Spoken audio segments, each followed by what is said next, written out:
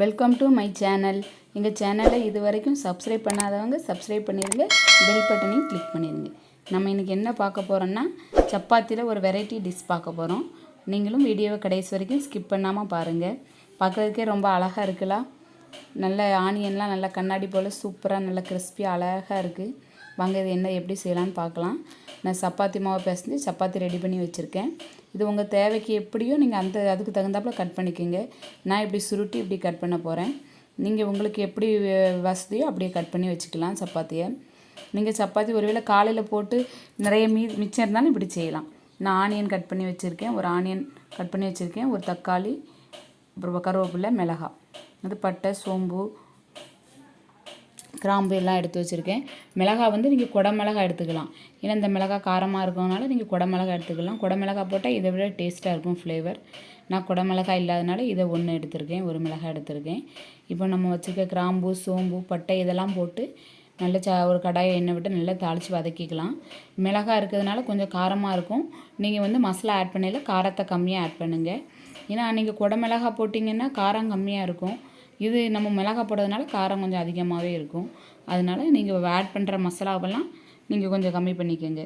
உங்களுக்கு எவ்வளோ காரம், நீங்கள் காரம் அதிகமாக சாப்பிடுவீங்கன்னா காரம் அதிகமாக சேர்த்துக்கோங்க, இல்லைன்னா கொஞ்சம் கம்மியாகவே சேர்த்துக்கோங்க. கொஞ்சம் வாட்டர் ஆட் பண்ணிக்கோங்க. வாட்டர் ஆட் பண்ணி கொஞ்சம் கரம் மசாலா, கொஞ்சம் வத்தல் பொடி, கொஞ்சம் ஒரு பிஞ்ச் அளவு தான் வத்தல் பொடி போடணும். கரம் மசாலா ஒரு ஸ்பூன் போடுங்க. கரம் மசாலா போடுங்க. கரம் மசாலா வந்து ரொம்ப காரமாக இருக்காது. அதெல்லாம் நம்ம வந்து அன்னாசி பூ, இந்த பட்டை அந்த பாக்கெட்டில் இருக்கலாம், அதை திரித்து வச்சுருக்க பொடி தான். அது ஒன்றும் அவ்வளோ கெடுதல் கிடையாது. சிக்கன் பொடி கொஞ்சம் போடுறேன் லைட்டாக. சிக்கன் பொடி வந்து அந்த வாசனைக்காண்டி போடுறேன். கரம் மசாலா கொஞ்சம் ஒரு ஸ்பூன் போட்டுக்கிடுங்க. மற்ற வந்து காரம் அதிகமாக சேர்க்குறாங்க. வத்தல் பொடி வந்து லைட்டாக ஃப்ளேவருக்கு தான் போடுறேன். அதே மாதிரி சிக்கன் பொடியும் ஃப்ளேவருக்கு தான். நமக்கு வந்து இந்த மசாலாவோட ஸ்மெல் வர்றதுக்கு கரம் மசாலா தான் நம்ம ஒரு ஸ்பூன் சேர்க்குறோம். ஏன்னா நம்ம இப்படி அழகாக வருது பாருங்கள். நம்ம வந்து வத்தல் பொடி அதிகமாக சேர்த்தா காரம் அதிகமாகிடும். அதனால் வத்தல் பொடி வந்து ஒரு பிஞ்ச் அளவு சேர்த்துக்கோங்க. கரம் மசாலாவும் நீங்கள் வந்து கரம் மசாலா போட்டால் தான் இதுக்கு டேஸ்ட்டே வரும். அதனால் கரம் மசாலா கொஞ்சம் உங்களுக்கு தேவையான அளவு கரம் மசாலாவும் ஆட் பண்ணிக்கோங்க. எத்தனை பேருக்கு செய்கிறீங்களோ, எத்தனை சப்பாத்தி போடுறீங்களோ அது தக்கன நீங்கள் கரம் மசாலா ஆட் பண்ணிக்கோங்க. இஞ்சி பூண்டு பேஸ்ட் ஒரு ஸ்பூன் அளவு நான் ஆட் பண்ணுறேன். இஞ்சி பூண்டு பேஸ்ட்டு போட்டு நல்லா கிளறிக்கங்க. சூப்பராக இருக்கலாம், பார்க்குறதுக்கே அழகாக. அதனால் இப்போ வந்து சப்பாத்தியை போட்டு நம்ம கிளறி விட்டுடலாம். சூப்பராக கிளறி விட்டுடலாம். நல்ல காரம் வந்து உங்களுக்கு தேவைக்கு தக்கன நான் ஒரு 3 சப்பாத்தி போட்டிருக்கேன். எனக்கு வந்து காரம் வந்து மிளகாய் போட்டுக்கிறதுனால காரம் அதிகமாகவும் இருக்கும்.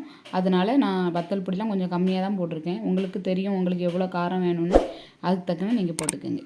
நீங்கள் சூப்பராக இப்படி கிளறி விடுங்க. சூப்பராக சப்பாத்தி ரெடி ஆகிட்டு அழகாக வருது பாருங்க.